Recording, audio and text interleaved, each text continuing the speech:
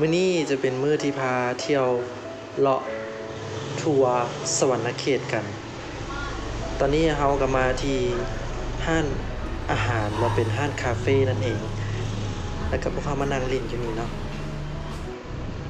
แล้วก็ออกเดินทางไปทัวร์เมือง อันนี้มันก็เป็นวงเวียนหนึ่งในเมืองสวรรณเขตเนาะ ที่ว่ามีหลายบอนหลายจุด ถ้าว่าได้มากะที่เป็นน่าประทับใจเนาะมันมีหลายอัน แล้วสิ่งสำคัญก็คือสวรรณเขตมี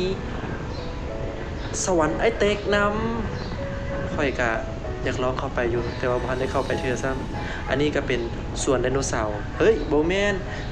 สวรรค์ไดโนเสาร์ที่เอิ้นอีกอย่างหนึ่งว่า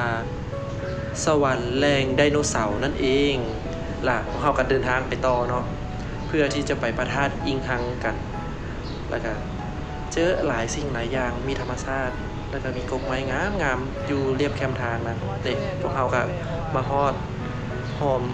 ไปพระธาตุอิงหังแล้ว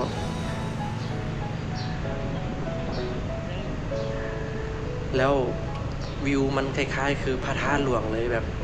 เฮ้ยทำอีทข่อยแบบอ้าวคือพระธาตุหลวงเวียงจันทน์แท้วะนะแต่ว่านี่มันเป็นสถานที่พระธาตุอิงหังเนาะพวกเขากำลังจะเข้าไปในไปซื้อน้ำไปเพื่อถวายดี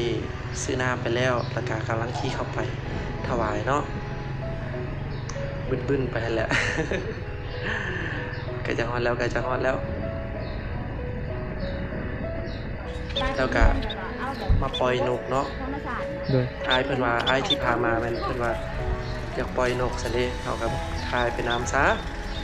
เก็บภาพแล้วคนที่แบบมาแบบต้องมีแบบไหว้พระธาตุอิงหังเนาะนี่แหละคือพระธาตุอิงหังที่ได้มา